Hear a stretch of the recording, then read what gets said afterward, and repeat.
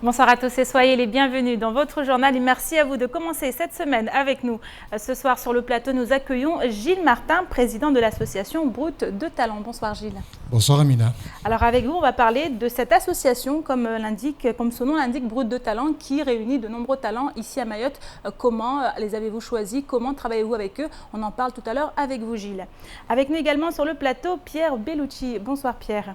Bonsoir Amina, bonsoir à tous. Le week-end et ce début de semaine a été chargé, notamment avec ses visites. On va parler avec vous de la visite d'Erika Barès, la ministre des Outre-mer. Vous nous en direz plus tout à l'heure sur le contenu de cette visite ministérielle.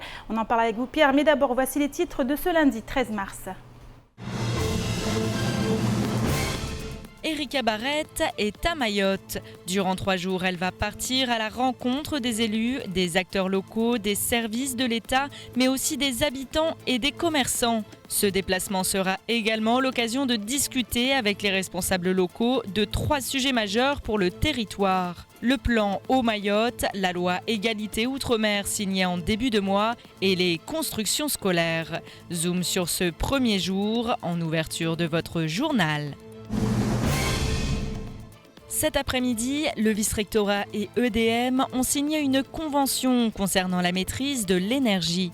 Ventilation naturelle, équipements électriques peu consommateurs et performants, travaux d'efficacité énergétique, limitation des apports solaires. EDM s'est engagé à accompagner financièrement et techniquement le vice-rectorat dans sa transition vers une meilleure maîtrise de l'énergie. Explication. La 3e édition du festival Hip Hop Evolution est terminée et la clôture s'est faite en beauté samedi soir au gymnase de Cavani où a eu lieu le Battle of the Year. 9 crews se sont affrontés sur la piste de danse et c'est finalement Insultante Crew de l'Abattoir qui l'a emporté. Prochaine étape, Montpellier le 6 mai prochain où ils représenteront Mayotte au Boti national. Retour sur l'événement à la fin de cette édition. Après Bruno Leroux et Hélène Geoffroy, le bal des visites ministérielles s'est poursuivi ce matin avec l'arrivée à Mayotte de la ministre des Outre-mer. Erika Barès est ainsi venue rendre visite aux habitants du 101e département de France. Ce fut bien sûr l'occasion de faire le point sur la situation à Mayotte, la crise de l'eau, la loi Égalité réelle Outre-mer ou encore les constructions scolaires. Autant de sujets sur lesquels la ministre était attendue et ce à moins de 2 mois de la fin du mandat socialiste. Le point dans ce sujet signé Abbas Alidi, Pierre Bellucci et Leslie Vimnet. Erika Barès est de retour à Mayotte. Après une première visite en septembre dernier, elle a souhaité revenir afin notamment de faire le point sur la situation actuelle, à seulement quelques semaines de la fin du quinquennat Hollande. Je viens entre autres sur le dossier de l'eau qui est un dossier prioritaire, vous le savez, puisque je suis concentrée là-dessus, mais aussi pour refaire un point sur les sujets que j'avais abordés il y a quelques mois de cela, puisque ma première visite ministérielle, je l'avais faite ici, donc il était important pour moi de revenir sur quelques sujets. La crise de l'eau apparaît centrale dans cette visite et à ce titre, la ministre a débuté ces 3 jours par une rencontre avec les maires et le comité de ressources en eau au siège du SIAM à Kaweni. L'occasion de faire le point sur le plan Eau Mayotte qui ne semble pas faire l'unanimité. En effet, pour le maire de Bandrélé, si ces mesures vont permettre de répondre à l'urgence, la question du long terme pose néanmoins question. On est satisfait même par rapport à cette situation, sauf que par rapport au plan qui est mis en place, on se pose quand même quelques questions, surtout par rapport à l'évolution démographique. Suite en tout cas à l'exposé qu'on a vu tout à l'heure, on a l'impression que cette partie-là n'a pas été prise en compte par rapport aux dimensions des ouvrages. Ce plan qui va être mis en œuvre bientôt là nous permettra de sortir en tout cas de cette situation de crise, mais temporairement. Si jamais on ne fait pas les choses correctement, comme l'a dit le député, si jamais on ne revient pas redimensionner justement les documents stratégiques qui ont été mis en place, on risque de rapidement revenir sur cette même situation. Erika Barès est venue défendre ce plan, mais va également évoquer d'autres sujets d'importance, à commencer par la loi Égalité réelle Outre-mer. Car comme l'a expliqué le sénateur Tani ce matin, Cette loi porteuse de nombreuses avancées pour Mayotte doit désormais se transformer en mesures. Ce que nous avons engrangé dans le cadre de la loi sur l'égalité réelle et notamment en matière foncière, c'est énorme, mais ça restera lettre morte s'il n'y a pas de suivi. Comment ça va être décliné concrètement en décret? La CUF, la commission de l'urgence foncière, qui va la présider? Comment va-t-elle fonctionner? Donc c'est hyper important, c'était tout aussi important de gagner ces batailles. C'est aussi important d'assurer le suivi de ces dossiers dans l'avenir. Crise de l'eau, loi sur l'égalité réelle, mais également lutte contre la vie chère ou encore construction scolaire vont rythmer ces 3 jours de visite. 3 jours intenses qui doivent permettre à la ministre des Outre-mer de convaincre la population quant au bilan socialiste des 5 dernières années. Et eux aussi étaient impatients de voir la ministre fouler le sol mahorais. Il s'agit des agents du conseil départemental, des agents qui ont décalé leur mouvement de grève limité à ce jour afin de le faire concorder avec l'arrivée d'Erika Bareitz. Objectif, alerter la ministre sur les problèmes rencontrés par les agents du conseil départemental et notamment sur la crise sanitaire qui touche les PMI du département. En attendant un probable mouvement illimité prévu le 2 avril prochain, les agents auront profité de cette journée pour mettre en avant les difficultés que vivent les personnels médico-sociaux. Un sujet signé Abbas Alidi, Pierre Bellucci et Leslie Vimnet. Ils étaient nombreux à occuper les jardins du conseil départemental ce matin. Munis de banderoles, les agents grévistes ont marché dans les rues du chef-lieu avant de prendre la direction de l'aéroport du département. En effet, la grève du jour avait pour objectif d'alerter Erika Bareitz sur la situation critique que connaît le secteur médico-social à Mayotte. Ce qu'on attend de la ministre, qu'elle nous reçoive, que la ministre nous reçoive, nous écoute, qu'on lui fasse part de la vraie condition d'exercice des agents chargés de la prévention sociale et médico-sociale à Mayotte. On sait pertinemment que ce n'est pas vraiment le bon moment de voir avec les ministres, mais tellement au jour d'aujourd'hui on est désespéré. On sait parfaitement qu'au jour d'aujourd'hui le gouvernement ne travaille pas, mais il faut absolument que les médias au moins relayent l'information. Il faut qu'on ait dit les choses telles qu'elles se présentent au jour d'aujourd'hui. Des choses qui ont de quoi alarmer. En effet, cette médecin officiant dans l'une des PMI du département décrit les conditions de travail du moment. Tous les matins, quand on va travailler dans les PMI, et notamment celles du Sud, on n'a pas de savon, on n'a pas d'eau courante, pas d'eau au robinet, on n'a pas de petits conteneurs pour se laver les mains, on n'a pas de gants et on est censé examiner des bébés, parfois des bébés prématurés, fragiles. On est censé leur faire des injections, on est censé suivre toutes les femmes enceintes et dans des conditions d'insalubrité qui sont indignes de Mayotte. Donc c'est vrai que maintenant la situation est critique, qu'on est obligé de se poser la question, est-ce qu'on doit continuer à vacciner et à ce qu'il y ait des accidents ou à suivre des femmes enceintes sans moyens et à risquer leur vie, ou est-ce qu'on doit tout arrêter? Et dans ce cas, il y aura une épidémie et si les femmes enceintes ne se font pas suivre en période d'épidémie, ça ne va pas non plus. Donc on est vraiment dans une situation critique, c'est pour ça qu'on manifeste et qu'on veut faire grève aujourd'hui. Dès sa sortie de l'aéroport, Erika Bareitz s'est donc rendue au chevet des grévistes afin d'échanger quelques mots avec une représentante syndicale. Elle a ainsi promis qu'un temps leur serait consacré d'ici la fin de cette visite. Elle fera le nécessaire pour dégager un temps dans son créneau pour nous recevoir et pour en parler. Quand ça, elle nous reçoit quand? Elle va voir, elle nous le fera savoir.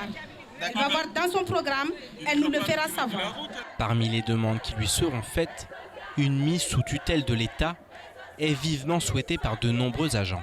Ce que je pense, en tout cas, c'est qu'on devrait être mis sous tutelle de l'État, puisque pour l'instant, le conseil départemental n'arrive pas à gérer seul. Et que si on était sous tutelle de l'État, peut-être qu'on aurait les moyens suffisants pour travailler. Le conseil départemental semble en effet dans l'incapacité d'assumer ses missions premières, ce qui plonge aujourd'hui Mayotte dans une crise sanitaire sans précédent.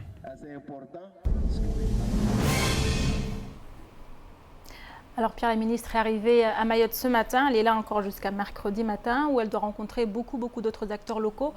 Dans un premier temps, cette visite, la ministre a été accueillie par les agents directement à l'aéroport, les agents du conseil départemental qui protestent par rapport à leur situation. Oui, elle n'est pas là jusqu'à mercredi matin, jusqu'à mercredi soir. Elle sera sur notre plateau d'ailleurs mercredi matin lors de la matinale où elle va pouvoir s'expliquer sur de nombreux sujets. Alors on l'a vu, les axes effectivement, ce n'est pas du tout cette grève. Alors elle va forcément aller au-devant des grévistes et puis elle va essayer quand même d'avoir une petite rencontre au moins d'entendre. C'est surtout ce qu'ils veulent aujourd'hui, ils veulent qu'elle entende les revendications puisque c'est quand même une crise sans précédent. Mais l'axe vraiment, le premier, c'est l'eau, c'est ce plan eau pour Mayotte, ce qu'elle a signé tout récemment et qu'elle vient présenter, qu'elle vient mettre en place quelque part. Ça a été l'objet de la réunion du jour avec le comité de suivi de la ressource en eau. Et puis aussi cette loi égalité réelle outre-mer, puisqu'elle vient aussi la défendre. C'est quelque chose de très positif pour Mayotte. Et là, elle a avec elle, elle a dans ses valises quand même une loi qui va changer le visage de Mayotte. Alors, ça ne sera pas suffisant. Beaucoup vont dire oui, mais c'est pas suffisant. Mais il y a quand même des mesures qui sont concrètes, qui vont améliorer le quotidien de la population. Donc ça, c'est important. Et puis, il y aura l'axe des constructions. On sait que le gouvernement est très attendu sur la question des constructions. C'est 600 salles de classe qui devaient être créées. Elle va participer notamment à des poses de première pierre. Et puis aussi, il y aura cette rencontre avec des commerçants pour la lutte contre la vie chère. On sait que justement dans la loi égalité réelle, il y a tout un pan qui est consacré à la lutte contre la vie chère. Voilà, donc c'est une visite intense, une visite ministérielle très intense, avec beaucoup de rencontres. Elle a tenu à venir pour la toute première fois lorsqu'elle a pris ses fonctions, première visite ministérielle à Mayotte. Ça sera probablement sa dernière, comme elle l'a expliqué. Voilà, c'est effectivement, c'est quand même un beau geste, on va dire. Maintenant, on attend encore beaucoup. Beaucoup justement ont parlé d'une visite qui avait un air de campagne. On sait qu'on est à 2 mois de la fin du mandat socialiste. Est-ce qu'aujourd'hui, cette visite a satisfait la plupart des personnes qui l'attendaient ? Satisfait, en tout cas elle était très attendue. Maintenant satisfait, effectivement, chacun était à même de juger le mandat, ce quinquennat avant même ses venues, puisqu'elles se sont succédées. Maintenant la ministre des Outre-mer, bien entendu, elle est là aussi pour défendre le bilan du gouvernement, le bilan de François Hollande aussi à Mayotte. Donc elle a fort à faire effectivement, mais on ne peut pas imaginer, c'est vrai que le sénateur Tani ce matin en parlait sur notre plateau, pas imaginer qu'il n'y ait pas un désert de campagne derrière. D'ailleurs, elle a annoncé tout récemment, on le verra dans les brefs, que Benoît Hamon, qu'elle semble soutenir, sera bientôt à La Réunion et devrait passer par Mayotte. Maintenant, il y a une autre visite ce week-end, alors que nous avons fait le choix de ne pas la suivre pour plusieurs raisons. Je vais m'en expliquer tout de suite. Hélène Geoffroy, secrétaire d'État. Hélène Geoffroy, donc était secrétaire d'État. Alors déjà, la première des raisons, c'est qu'effectivement, là, ça semblait avoir pris des airs de campagne puisqu'elle s'est rendue dans tous les quartiers prioritaires qui ont fait l'objet du plan de rénovation urbaine. Donc ça semblait logique, mais bon, rien de bien nouveau sur le soleil puisque avec ou sans sa venue, je veux dire, ces plans de rénovation sont en cours, la plupart ont été signés, donc voilà, c'était pas pour ça qu'elle est venue. Alors c'est vrai qu'elle est dans les bidonvilles, c'est vrai que voilà, ça a été une visite qui a été très riche. Maintenant, on comprend pas très bien l'objet puisqu'elle n'a rien annoncé, rien de nouveau. Et puis surtout, il y a quelque chose qui nous a un petit peu fâchés, c'est que samedi soir, il y avait la Battle of the Year. Nous verrons le sujet à la fin, un spectacle extraordinaire avec des jeunes talents mahorais. Un dispositif qui entre dans le cadre de la politique de la ville. Rappelons qu'elle est secrétaire d'État à la politique de la ville. Et malheureusement, elle ne s'est pas montrée. Alors, ce n'était pas prévu dans son programme. Par contre, elle est allée à la piscine du Coropa pour les trophées mahorais de l'entreprise. Alors, c'est sûr que c'est important de soutenir les entrepreneurs, mais on ne voit pas pourquoi elle n'a pas pris 5 minutes pour venir à cet événement. D'autant que le lendemain, ses services, et notamment la préfecture, avaient demandé à l'association Hip Hop Evolution de venir dans le cadre d'un show pour justement se présenter à Port-Rouani dans l'après-midi. Donc ce qu'ils ont fait, bien entendu, elle a été ravie. Et puis lorsqu'on lui a posé la question, elle a expliqué qu'elle ne pouvait pas tout faire, mais apparemment elle semblait même pas au courant. Donc on imagine que du côté de la préfecture, on a préféré ces trophées mahorais de l'entreprise plutôt que le BOTI qui entre dans le cadre de la politique de la ville. C'est un peu dommage. C'était une très belle soirée et puis en termes de communication, elle aurait pu se montrer, c'était retransmis en direct, montrer que voilà, justement elle soutenait toutes ces actions dans le cadre de la politique de la ville. C'est pas le cas, donc nous on a décidé que les seules 5 minutes qui nous étaient accordées, finalement on allait s'en passer. Bon, on en parle justement, Hip Hop Evolution, on en parle de ce festival, de ce Battle of the Year à la fin de ce journal. Pierre, merci beaucoup. Et parlons maintenant d'énergie et d'écologie avec la signature ce lundi de cette charte d'engagement entre l'électricité de Mayotte et le vice-rectorat. La première du genre en faveur notamment de la maîtrise de la demande en énergie. En clair, il s'agit ici d'une convention de partenariat entre le fournisseur d'électricité et l'éducation nationale, et ce afin d'améliorer l'efficacité énergétique au sein des établissements scolaires de l'île. Les explications avec Sony Chamsidine. L'environnement au cœur du nouveau partenariat entre EDM et le vice-rectorat. Les deux institutions s'engagent dans les années à venir à maîtriser la consommation énergétique au sein de tous les établissements scolaires. Un engagement déterminant pour l'économie d'énergie et le développement durable du territoire. Ça a pour vertu de réduire la consommation énergétique tout en maintenant le confort des élèves, mais également de leur permettre d'être sensibilisés à la maîtrise de l'énergie, donc à la préservation de l'environnement et des ressources. Très fier d'avoir trouvé dans les équipes du vice-rectorat et chez Madame le vice-recteur toute cette énergie pour travailler ensemble sur des sujets communs au service des élèves du territoire. Une réduction d'énergie qui commence notamment dans le nouveau collège de Ouangani. L'établissement du centre de l'île en fin de construction ne manque pas d'équipements électriques performants, ventilation naturelle ou système de toiture isolée pour limiter les apports solaires. Objectif, une économie de 765 kWh, un véritable défi énergétique et écologique à relever du côté de l'éducation nationale. La particularité, c'est que le vice-rectorat construit les collèges et les lycées. En tant que maître d'ouvrage, constructeur, c'est important pour nous d'avoir des équipements qui soient peu consommateurs. On parle d'architecture frugale.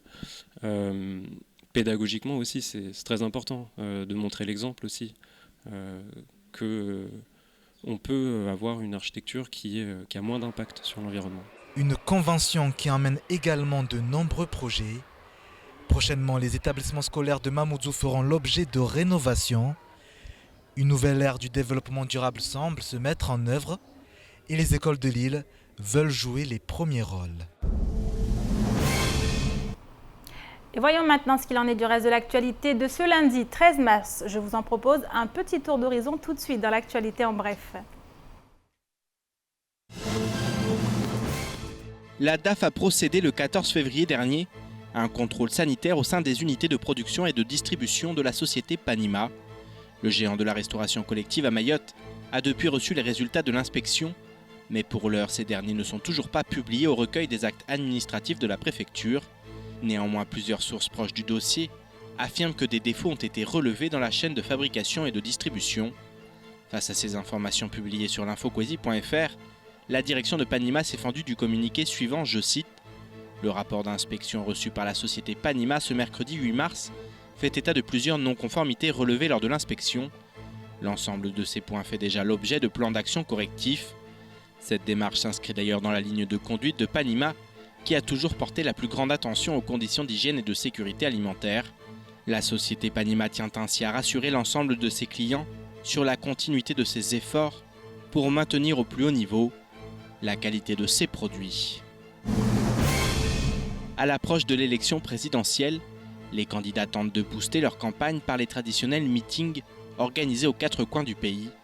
Lors de sa venue à Mayotte en novembre dernier, Marine Le Pen avait ainsi réuni ses fidèles dans le nord de l'île. La candidate du Front National a précédé la venue de Nicolas Dupont-Aignan, président du parti Debout la France. Depuis, François Fillon puis Emmanuel Macron ont annulé leur visite à Mayotte. L'ancien ministre de l'économie devrait néanmoins fouler le sol du département durant moins de 4 heures, le 26 mars prochain. En effet, suite à sa visite à La Réunion, le candidat du mouvement En Marche arrivera à Mayotte vers 17h40. À 18h30, il tiendra un meeting place de la mairie de Dzaoudi l'Abattoir avant de recevoir la presse vers 20h et de redécoller à 21h10 pour Paris. A noter également qu'Erika Bareitz a annoncé une visite imminente de Benoît Hamon à La Réunion. De quoi laisser penser que le bal des candidats devrait se poursuivre dans les prochaines semaines.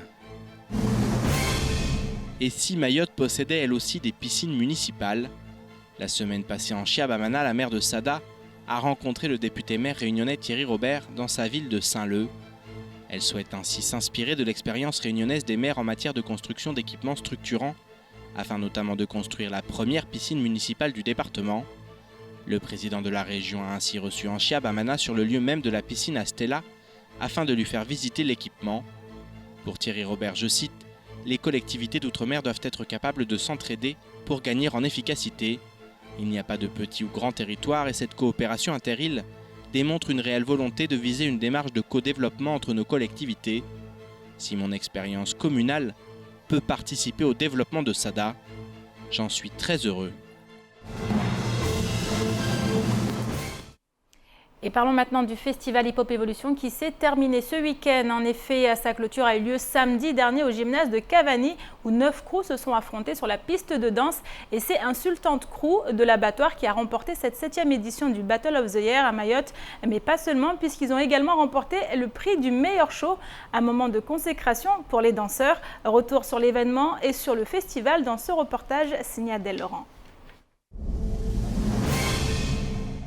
Plus de 5000 personnes ont assisté cette année à la 3e édition du festival Hip Hop Evolution.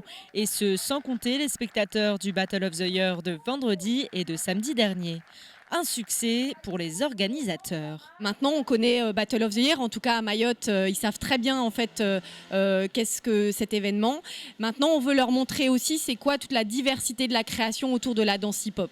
On a pu y voir du théâtre forum, on a pu y voir des créations avec des compagnies de l'extérieur, de la Réunion, également des Comores, mais également aujourd'hui maintenant un vrai répertoire de créations maoraises, et ça c'est notre fierté.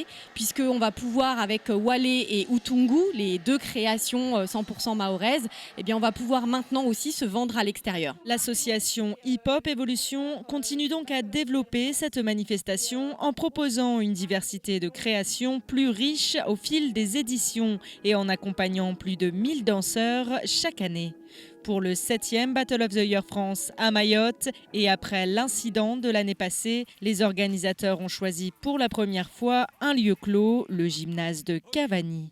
Un important dispositif de sécurité a été déployé et l'événement s'est déroulé sans encombre. Le fait que ce soit clos, on ressent plus la vibration du public et tant mieux pour les danseurs parce que ça leur donne plus de patates. On a eu une super finale déjà entre Power Crew et Insultant. Des deux côtés, ça répondait et le niveau il montait au fur et à mesure. Et même au niveau des shows, ils étaient vraiment insultants et ils ont gagné de 1 point sur Power Crew. C'était vraiment limite quoi. Donc franchement, le festival Hip Hop Evolution, que ce soit la soirée du spectacle, les Circle Vibes et le Battle of the Year, c'est super bien passé et je pense que pour l'année prochaine, ça va être encore plus fort quoi. Sur les 91 danseuses et danseurs inscrits, c'est donc ceux d'Insultante Crew de l'Abattoir qui ont remporté cette 7e édition du Boti Mayotte. Ils seront accompagnés dans les prochaines semaines par Kenji afin de se préparer au Boti France. En ce qui concerne la prochaine édition, le chorégraphe a une recommandation à faire aux participants. Le petit conseil que je donnerais à tous les danseurs, c'est de ne pas se limiter à travailler le show 1 ou 2 semaines avant. C'est vraiment faire un gros travail en amont. C'est-à-dire, on va dire en gros, en général, c'est 1 an de préparation pour avoir une meilleure qualité. Parce que voilà, il y a un super potentiel ici. Et moi, j'aimerais leur donner ce petit conseil-là. Pour l'heure, ce sont les danseurs d'Insultante Crew qui se préparent pour le Boti France. Pour rappel, lors du Battle of the Year France 2015, le crew Lil Styles a été le premier crew ultramarin à remporter le titre du meilleur show depuis 15 ans. La barre est donc haute pour ces jeunes danseurs qui iront représenter Mayotte le 6 mai prochain à Montpellier. Et parler de talent, lui, il connaît très bien. Il s'agit de Gilles Martin, on le disait tout à l'heure, président de l'association Brut de Talent. Alors votre association, comme le nom l'indique, parle de ces talents qui sont ici à Mayotte. Mais comment définit-on que quelqu'un a un talent? Comment définit un jeune ou une personne comme un talent? Donc l'association, elle parle avant tout de la jeunesse. On part du constat tout simplement que chez toute personne et chez tout jeune en particulier, il existe forcément des belles choses, des beaux talents, des belles capacités, et qu'il nous appartient à nous tous de savoir les encadrer, les accompagner pour savoir détecter en chacun d'eux tout le potentiel qu'ils peuvent avoir. Donc c'est là tout le but de l'association, c'est de pouvoir les encadrer, les accompagner et de détecter, de les aider en ce sens-là, quel que soit leur talent, quelle que soit leur capacité, quels que soient leurs besoins. Alors Alors là, aujourd'hui, on parle de ces talents que vous avez parlé de détecter. Est-ce que, aujourd'hui, si j'estime avoir un talent, pour ces jeunes qui nous regardent notamment, je peux venir vous voir ? Mais c'est Caribou, tout le monde est les bienvenus. De toute façon, là, les jeunes ont compris leur intérêt de ce que l'on fait pour eux. Donc là, on est en train de faire une campagne d'adhésion qui est extraordinaire. J'ai eu une dynamique qui est formidable. Et ensuite, toute personne qui a envie de venir s'intégrer avec nous et de participer aux côtés de ces jeunes sont les bienvenus. On est en train de signer des conventions avec différents partenaires. J'ai des jeunes danseurs comme les Astro Boys que je vais mettre dans les mains de Jeffrey qui va les accompagner justement pour les faire monter encore plus haut. J'ai des jeunes qui sont partis maintenant dans le cinéma, j'ai des jeunes qui sont devenus des chanteurs et qui continuent à progresser, donc toute bonne volonté est la bienvenue. Donc effectivement, Amina, si vous voulez venir, il n'y a aucun souci. Je compte bien. Vous serez bien accueillis. Alors dites-moi, quand ces personnes viennent vous voir, comment ça se passe ? Vous travaillez comment ? Est-ce que vous avez, parce que ça demande des moyens, Gilles, est-ce que vous avez notamment, vous parlez de partenaires, des fonds, des moyens concrets pour pouvoir arriver à faire ressortir quelque chose de ces jeunes qui viennent vous voir ? Vous savez, avant tout, on est une association. Donc une association, malheureusement, les moyens sont très difficiles à obtenir. Les collectivités ont très peu de moyens et de moins en moins de subventions nous sont attribuées. On en a eu quelques-unes pour 2 actions sur une mise en place d'une fresque avec Papayane et un atelier danse, mais sinon les moyens sont très peu existants. Les partenaires, pour l'instant, il n'y a pas eu beaucoup, sauf sur des petites actions, mais effectivement, là, je vais lancer une campagne de recherche de partenaires en jouant sur un partenariat gagnant-gagnant, et on a toujours besoin de beaucoup de choses, mais enfin, à la source, c'est avant tout des ressources humaines, donc on est un certain nombre de bénévoles au sein de cette association, et on utilise aussi cette association pour apprendre à ces jeunes ce que c'est qu'une association, comment elle se gère, comment elle se structure et comment elle évolue, etc. Quand je dis ça, c'est qu'on a fait toutes les règles, comment ça doit se faire, et donc on a un bureau et un conseil d'administration qui est assez conséquent, où nous sommes 3 adultes d'expérience dans le milieu associatif, mais tout le reste, ce sont des jeunes. J'ai par exemple 4 vice-présidents sur des comités différents et qui sont là aussi pour apprendre ce que c'est que l'association, comment ça se gère, comment on manage, comment on encadre, etc. Donc voilà, on fait avec l'huile de coude, principalement, mais Caribou est toute personne qui veut s'afficher et montrer qu'elle apprécie notre jeunesse et qu'elle a compris que cette jeunesse est belle et talentueuse et qu'on peut faire des belles choses avec elle. Alors concrètement, est-ce qu'il y a des actions qui ont été menées, des actions dont vous pouvez nous parler, Gilles ? Des actions qui sont menées, il y en a tout un tas d'actions qui sont menées la semaine dernière. Là, c'était plus un niveau d'échange, justement, pour donner envie aussi aux petits frères de nous rejoindre. Nos jeunes adhérents de l'association, pendant tous les après-midi des vacances, sont allés chercher chacun 8 petits-enfants dans la rue ou dans les familles, en demandant la signature des parents pour qu'ils acceptent de nous accompagner. Et chacun des grands frères ont amené les petits frères et on est parti partager un tas de choses.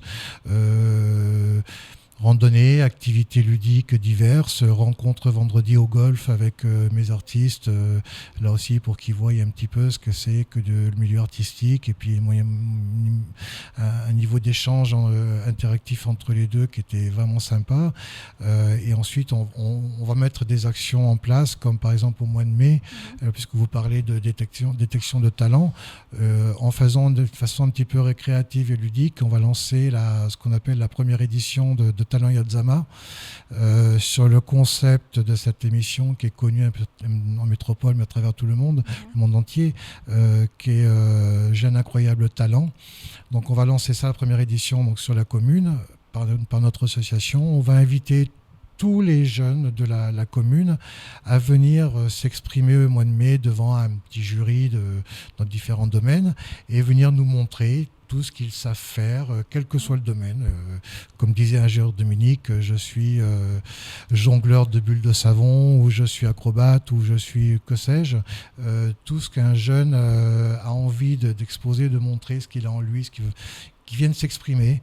On va faire ça de façon ludique et ensuite on fera une finale pour le jour de l'Aïd pour élire le gagnant de cette première édition. Mais avant tout, nous, dans l'association, ça va nous permettre de voir passer tous ces jeunes qui vont oser nous montrer tout ce qu'ils savent faire et puis de voir où est-ce qu'il y a des choses à faire, comment les accompagner, être à leur côté, etc.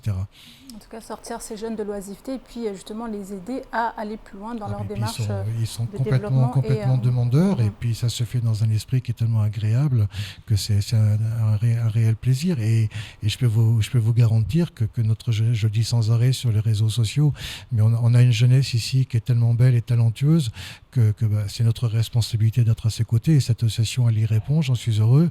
Je vois que les jeunes l'ont compris et c'est très bien. En tout cas, merci beaucoup Gilles Martin d'être venu parler sur ce plateau de cette association dont vous êtes le président, je rappelle, l'association Brut de Talent. Et c'est ici que s'achève cette édition. Merci à vous de l'avoir suivi. Une édition rediffusée sur WAM5, également disponible en replay sur notre site l'infocoesie.fr, sur YouTube et sur notre page Facebook. Dans quelques instants, 19h40, retrouvez votre rendez-vous sportif Casport. Demain, retrouvez également toute l'équipe de la matinale. Quant à moi, je vous donne rendez-vous demain soir, 19h, sur ce même plateau. Bonne soirée à vous.